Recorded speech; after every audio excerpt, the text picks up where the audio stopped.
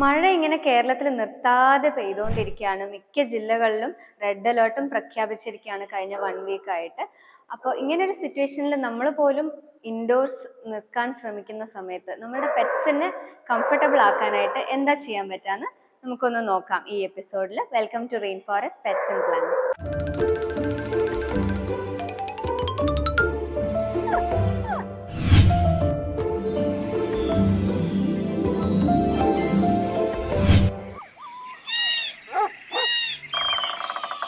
നമ്മളുടെ dogs and ക്യാറ്റ്സിനെ നമ്മൾ കഴിയുന്നതും ഇൻഡോർസ് തന്നെ കീപ്പ് ചെയ്യാൻ ശ്രമിക്കുക. അവരുടെ പീ പാഡ് ട്രെയിനിങ് ഒക്കെ അവർ ചെയ്തതാണെങ്കിൽ അങ്ങനെ പീ പാഡിൽ തന്നെ പോട്ടി പീയിങ് എല്ലാം ചെയ്തോളും. അതേപോലെ പുറത്തധികം വിടാതെ ശ്രമിക്കുക. നനഞ്ഞു കഴിഞ്ഞാൽ സ്കിൻ ഇൻഫെക്ഷൻസും പിന്നെ നമ്മൾക്ക് വരുന്നത് പോലെ കോൾഡ് ഫീവർ ഒക്കെ വരാൻ ഇവർക്കും ചാൻസ് ഉണ്ട്. അതൊന്നും നമ്മൾ ഇൻഡോർസ് തന്നെ കീപ്പ് ചെയ്യാൻ ശ്രമിക്കുക. അതിൻ്റെ കൂടെ തന്നെ നമ്മൾ വിൻഡോസിൻ്റെ അടുത്തോ അല്ലെങ്കിൽ ബാൽക്കണീസിലൊക്കെ പോയി ഇരിക്കാൻ താല്പര്യപ്പെടുന്ന പെറ്റ്സ് ആണെങ്കിൽ അവരെ അങ്ങോട്ട് അധികം വിടാതെ ശ്രമിക്കുക. അങ്ങനെയൊക്കെ ഉള്ള സ്ഥലത്ത് ഇരിക്കുമ്പം കാറ്റടിച്ചിട്ട് ഇവർ നനയാൻ ചാൻസ് ഉണ്ട്. അപ്പം അങ്ങനെ നനയുമ്പോൾ എത്രയും പെട്ടെന്ന് അവരെ ഡ്രൈ ചെയ്ത് കൊടുക്കുക. ഇങ്ങനെ കോൾഡായിട്ട് അവർ ഇരുന്ന് കഴിഞ്ഞാൽ അവർക്ക് അസുഖങ്ങൾ വരാനും ചാൻസ് ഉണ്ട്.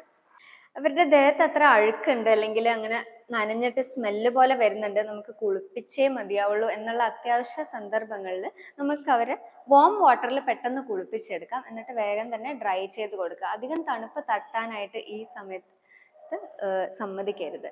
അതേപോലെ അവരുടെ വാക്സിനേഷനും ടിക്ക് ആൻഡ് ഫ്ലീ പ്രിവെൻഷനും അപ് ടു ഡേറ്റ് ആണ് എന്നൊന്ന് ഉറപ്പുവരുത്തുക. കാരണം മഴക്കാലത്താണ് പാർവോ പോലത്തെ അസുഖങ്ങൾ കൂടുതൽ സ്പ്രെഡ് ആവുന്നത്. അതേപോലെ ടിക്സ് വരാനും ചാൻസസ് കൂടുതലുള്ള ഒരു സമയമാണ്. അതുകൊണ്ട് ഇതൊന്ന് എൻഷുർ ചെയ്യുക. അവരുടെ ബെഡിങ് മെറ്റീരിയലും അവരുടെ ബെഡ്ഷീറ്റ് എല്ലാം ക്ലീൻ ആയിട്ട് തന്നെ മെയിൻറ്റെയിനും ചെയ്യുക ഈ സമയത്ത്. കാരണം നനഞ്ഞിട്ട് ഇവർ കിടക്കുമ്പോൾ സ്കിൻ ഇൻഫെക്ഷൻസ് വരാനും ചാൻസസ് കൂടുതലാണ്.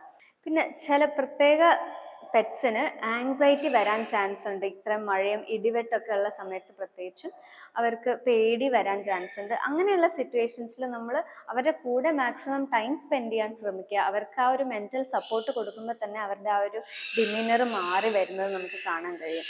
അതേപോലെ അത്രയും സിവിയർ ആയിട്ടുള്ള ആങ്സൈറ്റി ഉള്ള പെറ്റ്സിനാണെങ്കിൽ നമ്മളുടെ വെറ്റായിട്ട് ഡിസ്കസ് ചെയ്തിട്ട് ആ സമയത്തേക്ക് മാത്രം കാമിങ് സപ്ലിമെന്റ്സ് കൊടുക്കാവുന്നതാണ്. അതും കൂടെ ഒന്ന് നമ്മൾ പ്രത്യേകം ശ്രദ്ധിക്കണം. പിന്നെ ഒരു കാര്യം, ചെറിയ പപ്പീസ് അല്ലെങ്കിൽ കിറ്റൻസ് അതായത് ബേബീസ് ആണെങ്കിൽ അവരെ വാമായിട്ട് വെക്കാൻ പ്രത്യേകം ശ്രദ്ധിക്കണം.